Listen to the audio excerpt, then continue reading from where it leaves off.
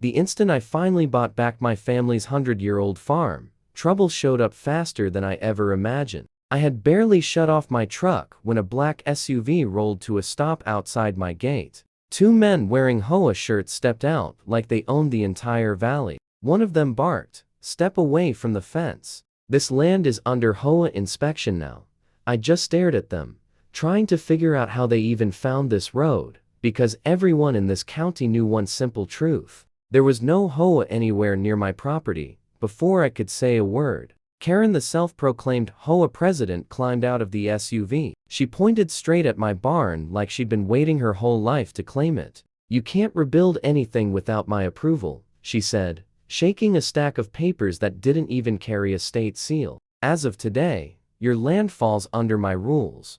I almost laughed, but I held it in. She had no idea why this farm mattered to me, or what I'd already set in motion long before she arrived. And the way she smiled, like she'd already won, made me keep my real card hidden just a little longer.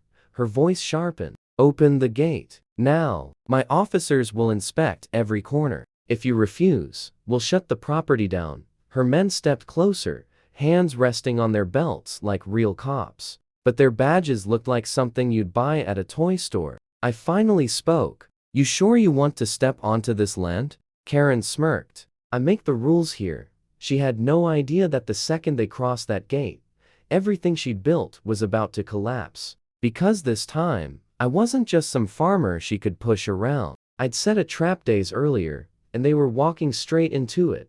The two fake officers climbed the gate like they owned the place, boots crunching loudly on the gravel. Karen stayed behind them, arms crossed, watching me like she expected me to fold. She didn't even try to hide her smile. "I warned you," she said quietly. "People who don't follow my rules never last here."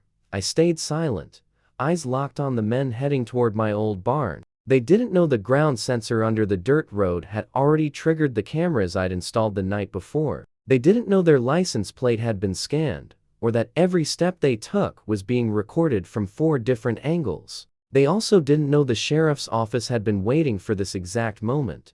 One of the men kicked the barn door like he was proving a point. "This structure is unsafe," he announced, pretending to write on a clipboard that didn't even have paper. "We'll mark it for removal." Karen clapped once, pleased. "Good. Check the back too. I want every violation listed." I finally stepped forward. "Strange thing," I said. "You're acting like you've done this before." Karen didn't bother looking at me. "I keep neighborhoods clean. People like you ruin them." That line hit harder than she expected. "People like me," repeated slowly. She shrugged. "Men who think buying a piece of dirt gives them power." Something twisted in my chest, but I held it down. Let her talk. Let her dig. Just then, one of her men yelled from behind the barn, "Ma'am, the cliff path. Someone buried wires near the edge." Karen snapped her head toward me. "You hiding something?" I smiled for the first time. "You could say that." She stepped closer, lowering her voice. "If you think you can fight the HOA, you're making the biggest mistake of your life." I leaned on the gate. "You're right. That's why I didn't come alone." She froze. "What does that mean?" Before I could answer, her radio crackled. A voice she didn't recognize said, "All units, hold position. This is the real sheriff's department. You are trespassing." Karen's face drained as she turned toward the road. 3 patrol trucks were climbing the hill, and they weren't there for me. The moment she saw them, her confidence cracked like thin ice. She stepped back, whispering, "No, no, this can't be happening." Her 2 fake officers hurried toward her, suddenly unsure where to stand. Their swagger vanished. Their hands dropped from their belts. They were shaking. The first sheriff's truck stopped behind Karen's SUV. The real deputies stepped out calmly, like they already knew the whole story. Karen tried to regain control, pointing at me and shouting, "Arrest him. He's threatening my HOA officers." One deputy raised an eyebrow. "Ma'am, those are not officers." Karen's mouth fell open. "What? Of course, they are. They work for me." The deputy examined the fake badges, then the men wearing them. "These badges aren't registered anywhere in the state. Impersonating law enforcement is a felony." Karen's voice cracked. They're community officers." The deputy cut her off. There is no HOA jurisdiction here. This farm isn't even inside a neighborhood. Karen stared at me like I'd cheated by knowing the law. You set me up, I shrugged. You walked in on your own. One of her fake officers panicked. We didn't know. She said she owned the whole valley. Karen spun on him. Shut up. Don't say another word. But it was too late. A second patrol truck pulled up, carrying someone she absolutely didn't expect. Sheriff Daniels, the man who'd known my family for decades, stepped out, adjusting his hat. Heard someone was trying to take the Miller farm, he said calmly. Thought I'd come watch.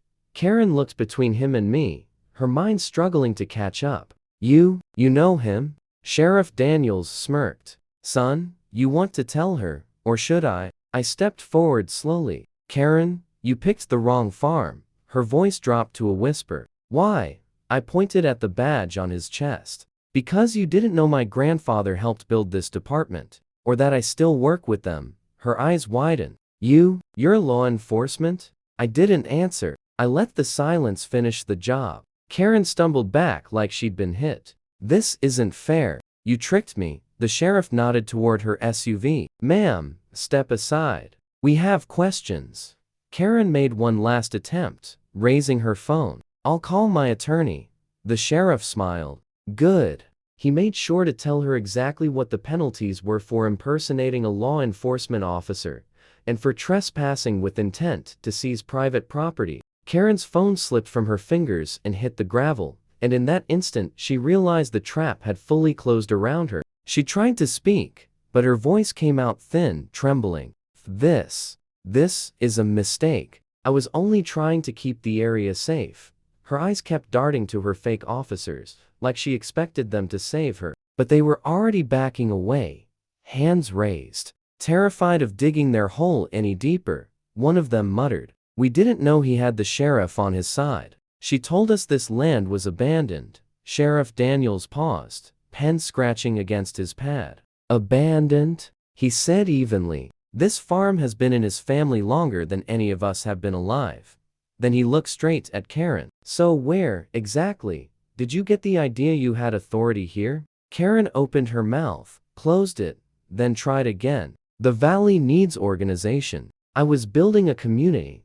I let out a short laugh under my breath, and she snapped her head toward me. What's so funny? You didn't come here to build anything, I said quietly. You came to take what isn't yours. For a brief second, something flickered in her eyes, anger, fear, me both. You don't understand, she whispered. This land is worth more than you think. That made the sheriff pause. What's that supposed to mean? But Karen didn't answer. Instead, she stared across my field toward the tree line, where the forest thickened near the cliffs and waterfalls, like she was waiting for something to appear. A knot tightened in my stomach. Why are you looking over there? I asked. She took a slow step back. I'm not the only one who wants this place. The sheriff shot me a quick glance. You didn't mention anyone else. I didn't know there was anyone else, I said honestly. Karen let out a light laugh, but the power was gone from it. You think I'm the villain? She pointed toward the distant trees. Wait until they show up. The deputies instantly tensed. One hand went to a radio. Sheriff, do we have another group involved? Daniels frowned. I wasn't told about anyone. Karen lowered her voice. They're coming today, and they won't knock on the gate like I did. My stomach dropped. Who's coming? She didn't answer. She just looked down the long dirt road her SUV had climbed earlier and whispered, "You should have sold it when you had the chance." Right then, my phone buzzed again. The ground sensor triggered a second alert. Someone else had just driven onto the property, someone who wasn't with Karen and wasn't with us. Sheriff Daniels turned sharply. Everyone stay ready. Karen smiled for the first time since the patrol trucks arrived. And that smile told me the next group wasn't here to talk. A dark pickup rolled toward us, slow and heavy, like the driver wanted us to feel its weight. No markings, no plates, blacked out windows, an engine that sounded mean. Karen stepped aside as if she'd been waiting for this exact moment. Her fear vanished. She stood taller, even fixed her hair. Sheriff Daniels murmured, "This isn't one of ours." I nodded. "Not mine either." The truck stopped a few feet from Karen. The door opened and a tall man stepped out, broad shoulders, tactical boots, a long scar cutting down his jaw. He looked at me first, then the sheriff, then Karen. "You failed," he said quietly. "We gave you simple orders." Karen went pale. I tried. I didn't know he had law enforcement backing."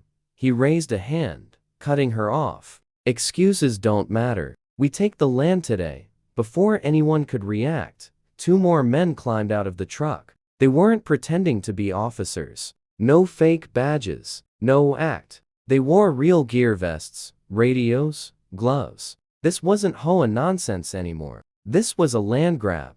Sheriff Daniels rested his hand on his belt. "Sir, this is private property. You and your men need to." The scarred man smirked. "Sheriff, I wouldn't." He tapped something inside his jacket. A gun? A jammer? I didn't know, but he was prepared. The deputies moved in closer, forming a protective ring around us. Karen quietly slipped behind her SUV, like she'd had nothing to do with any of this. She whispered, "I told you. They don't knock."